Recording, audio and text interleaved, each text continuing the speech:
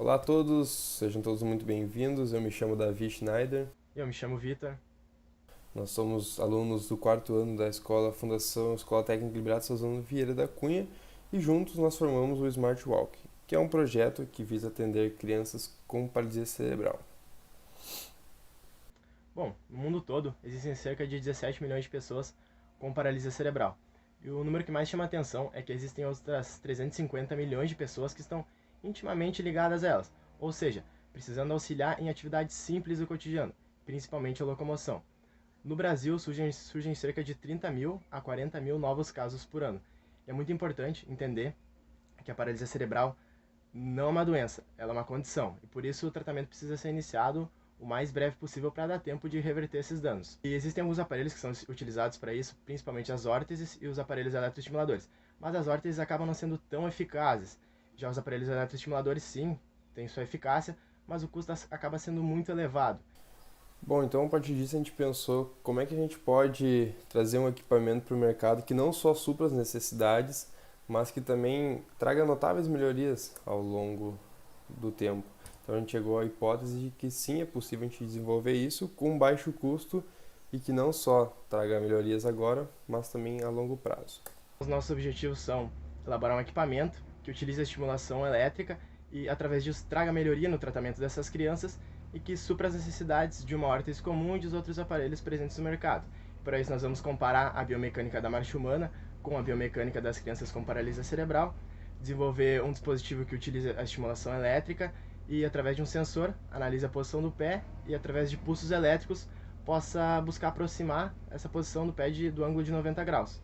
E também vamos tentar reduzir o risco de quedas e lesões das crianças com paralisia cerebral e elaborar um aparelho que seja confortável, diferente das órteses. Bom, para isso é muito importante a gente entender o que de fato é a paralisia cerebral. E ela é uma deficiência física muito comum que ocorre nos primeiros anos da infância, por conta de lesões no cérebro. E ela pode ocorrer no período pré-natal, que é antes do nascimento, no período perinatal, que é durante o nascimento, ou um pouco depois do nascimento, que é o período pós-natal. Bom, a marcha humana nada mais é do que movimentos rítmicos e complexos que toda pessoa realiza quando vai fazer uma progressão à frente, quando vai caminhar ou correr. Ela é dividida em duas fases, a fase de apoio e a fase de balanço, e nisso consiste o ciclo da marcha. Nesse vídeo a gente consegue ver a comparação da marcha de uma criança com paralisia cerebral e da marcha utilizando o aparelho que vai conseguir auxiliar nessa caminhada. Quando ela não está utilizando o aparelho, ela precisa fazer muita força e acaba não conseguindo, por isso o pé acaba arrastando no chão. Os efeitos da corrente elétrica no corpo humano é muito importante a gente estudar para entender qual a intensidade de corrente nós vamos precisar aplicar nessas crianças. E os choques elétricos acabam danificando o corpo e a partir de 10 miliamperes já trazem efeitos prejudiciais aos seres humanos. Já os pulsos elétricos são diferentes, porque eles são aplicados nos músculos e por isso conseguem trazer uma melhoria. E até 100 miliamperes não trazem riscos ao corpo humano. É importante ressaltar que geralmente a intensidade que se usa no corpo é em torno de 50 miliamperes, o que é a metade do que começaria a ser prejudicial. Bom, então, para explicar um pouco do que é essa eletroestimulação, ela é basicamente tu forçar o teu músculo a desenvolver a função dele, ou seja, se eu quero fechar minha mão, eu preciso estimular aquele músculo que faça isso, que faça eu fechar minha mão, pois ele por conta própria não consegue. E para a gente saber em qual momento a gente deve estimular, a gente usa um sensor acelerômetro e giroscópio MPU 6050, que ele dá basicamente os valores dos três eixos, o X, o Y e o Z. Então a gente consegue ter uma localização exata da perna em qual momento da passada a criança está. Quem vai reconhecer tudo isso é o Arduino, ele reconhece os valores do MPU e aciona a fez ou não dependendo do momento. Aqui a gente tem um pouco da nossa metodologia que a gente empregou no projeto. Então a gente primeiramente a gente fez um estudo para ver problemas de crianças, ver o que elas precisavam. A partir disso, então, a gente foi atrás de produtos já existentes no mercado para ter uma noção do que tinha, quais os valores. Então, a partir disso, empregamos mais pesquisas ainda em cima e depois disso desenvolvemos nosso projeto, desenvolvemos os produtos com testes e tudo, até finalizar o nosso protótipo parcial.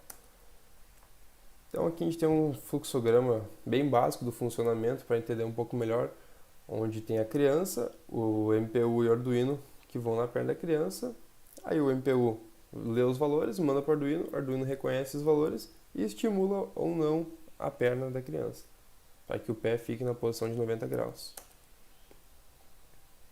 Bom, nós fizemos análise de alguns produtos similares no mercado. Como foi citado na justificativa, os preços são muito elevados, começando em $4.000. Se a gente for converter para o real, isso fica acima de R$ 20.000, sem contar que cada criança teria que usar um em cada perna, o que para a grande maioria das famílias brasileiras se torna completamente inviável. Então, nós iniciamos a construção do protótipo através dessa primeira montagem, onde nós utilizamos apenas o sensor, o MPU, e o Arduino para fazer a obtenção dos valores. Já na segunda montagem, através desses valores, nós conseguimos fazer a programação e utilizamos o LED para simbolizar o eletroestimulador. Então, todo momento que o pé era levantado e no momento desejado, ele era acionado. E aqui tem um circuito bem simples, que foi a montagem que nós fizemos, como mostra no slide anterior. Bom, aqui então é o nosso circuito estimulador.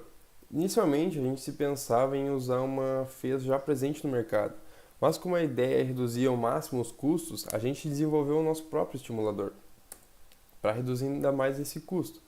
Aqui nós temos uma imagem do circuito dele, e aqui tem os testes que a gente realizou com ele, onde na foto da esquerda ali a gente tem o sinal de entrada, que é uma onda quadrada de 5 volts, a 1,66 kHz, e na saída, na onda azul, nós temos a forma de saída, que apresenta que o circuito é funcional. Aqui a gente tem aplicando uma frequência um pouco maior e temos praticamente a mesma forma de saída com diferente frequência. Aqui a gente tem a frequência de equipamentos já presentes no mercado. Para nós vermos, a forma de saída é basicamente parecida com ela, o que mostra que o nosso circuito também é funcional. Então nós fizemos a estimativa dos custos do protótipo e chegamos a um valor um pouco mais de R$ 100, o que é um preço que nos agrada muito. Se for comparar com os aparelhos já presentes no mercado, é um valor muito abaixo e que se torna até muito acessível para as pessoas e grande parte da população. Foi o gráfico dos valores obtidos nos testes que eu realizei em casa. E aqui então tem um vídeo um dos testes, né, realizados, onde pode ver que eu realizo apenas caminhadas e analisando os valores ali na esquerda. Eu, como tive que fazer sozinho, eu gravei a minha imagem e gravei a tela para eu ter ali ideia de quais momentos e em qual momento da passada estavam os valores. Então, basicamente, isso aqui é o nosso protótipo parcial. A gente tem na esquerda o sensor e o Arduino, na direita o aparelho eletroestimulador, que ainda está sob testes. Nós pretendemos imprimir uma placa de circuito impresso isso ao longo dos dias agora. Então, aqui é eu realizando os testes com o segundo protótipo, onde tem o LED. Então, pode-se observar que quando minha perna está no momento mais alto, o LED acende, que seria basicamente a estimulação funcionando. Aqui então temos o protótipo final do projeto, né, que ainda é uma modelagem 3D que vai ser impressa. A placa verde representa ali o estimulador, o Arduino, o MPU, uma bateria e um interruptor para ligar e desligar. Então aqui temos as outras vistas, ele fechado pela frente. Ele tem as saídas para os eletrodos e a entrada do Arduino. Bom, então, como o David disse, para a gente desenvolver esse produto, nós temos ainda alguns passos que queremos melhorar. Principalmente nós queremos fazer testes com as crianças, que infelizmente por conta da pandemia nós não conseguimos fazer, e testar a confiabilidade tanto do sensor quanto do estimulador, para saber se quando a criança estiver utilizando não vai ocorrer risco dela cair ou acontecer alguma falha. Também nós queremos medir o tempo que vai levar para o Arduino mandar informação para o estimulador, para saber se vai ser um tempo viável. Tudo isso nós vamos conseguir através dos testes e com as crianças, né, fazendo uso do nosso equipamento. Nós também queremos, após elas fazerem esses testes, aplicar questionário para saber se o uso foi bom para elas, se ajudou de alguma forma, e também, uma etapa mais adiante, buscar controlar esses parâmetros através do celular, para ter mais facilidade no manuseio. Bom, então, claro que a pandemia nos afetou um pouco, mas estamos desenvolvendo nosso protótipo. A ideia de dezembro é finalizar isto já com a montagem 3D, podendo realizar testes apenas de precisão, né, para sempre visando melhorar o protótipo e o projeto. Bom, então nós agradecemos a sua atenção, por estar até aqui conosco, desejamos uma boa avaliação do projeto. Muito obrigado.